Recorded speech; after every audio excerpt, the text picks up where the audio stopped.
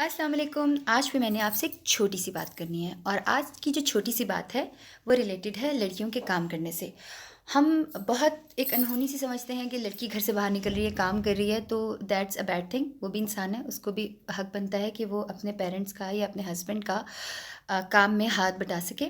इसके लिए मैंने एक सैलून ओपन किया है, राबी पीरज़ादा ब्यूटी सैलून डिफेंस के अंदर। उसके अंदर हम सारी लड़कियों को, बच्चियों को हम फ्री में ट्रेनिंग देते हैं और हम उन्हें छोटी सी पॉकेट मनी भी देते हैं, छोटी सी दे सकते हैं क्योंकि मैंने देनी है।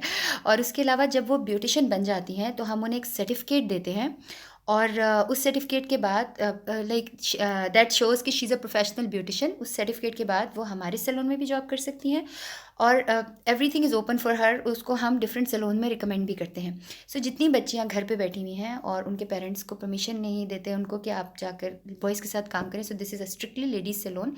आप यहाँ पर आएँ, आप सीखें, ब्यूटिशियन सीखें, जादू करना सीखें और उसके बाद अपने पैसे खुद कमाएं एंड बी इंडिपेंडेंट गर्ल्स।